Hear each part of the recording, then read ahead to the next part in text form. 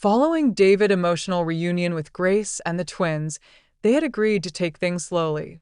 The next morning, Grace woke up in her shed with something she hadn't felt in years: tension in her chest, but not the survival kind, the emotional hangover kind.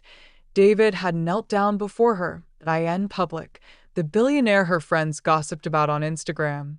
The one who once left her for dead emotionally, now held her hands like a drowning man asking for a lifeline. But the Lagos sun doesn't wait for emotions to settle. By 9 a.m., Grace's quiet morning was shattered by the thundering vroom of 4 black jeeps. He came. Chief Holiday, David's father, dressed like wealth itself.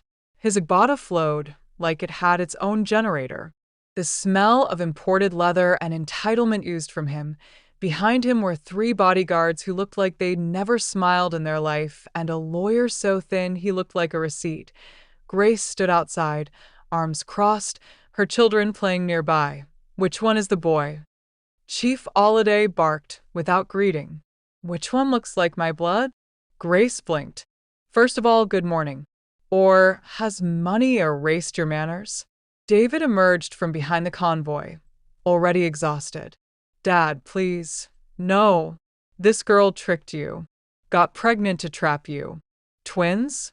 In this economy? Twins. That's jazz. I told you this girl was bad news." Grace laughed. Loud. Unapologetic. "Me? Jazz. She folded her arms tighter. "You think I carried 2 whole human beings in my stomach with no bed, no antenatal, no husband for Jazz?" "Don't be smart with me," Chief Holiday yelled. "I have lawyers. I'll take the children." Grace stepped forward. Wrong move, because Mama Saad had been sitting in the corner frying akara and overheard everything. She stood up slowly, wiping her oily hands on her wrapper.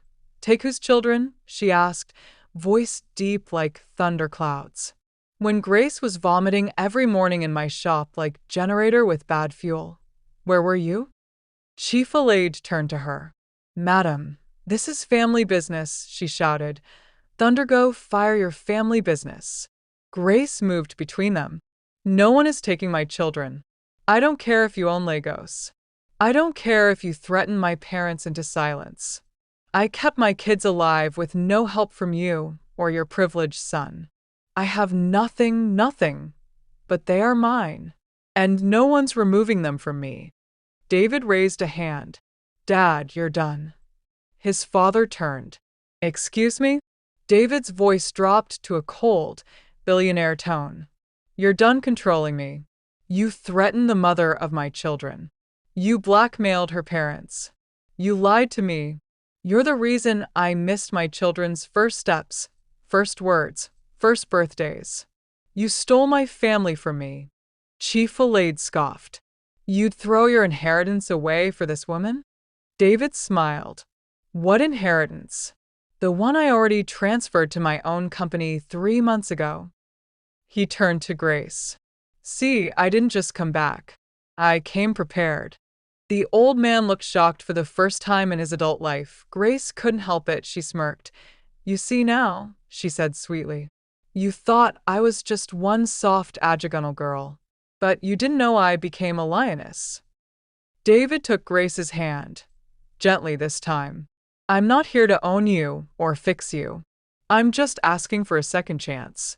Let's raise our kids Together." Grace looked at her twins playing with a worn-out football. Then she looked at David. Now truly a man. Not his father's puppet. Not society's golden boy. Just David. Her David. Tears gathered again. She blinked them away. "Fine," she whispered. "But I'm still not moving into your mansion. At least not yet." David grinned. "Fair." "I'll just sleep in the tire shed with you." Mama Saudi clapped. "Ah." God Don catch billionaire. Even the children laughed. Chief Alade got back in his car, defeated, muttering, "Lagos is finished." And as the convoy left, Grace sat on a broken stool, arms around her twins, watching David chase them barefoot across the dusty compound. She had been evicted by everyone in her life before, but this time she reclaimed her home, her dignity, her power, and her love.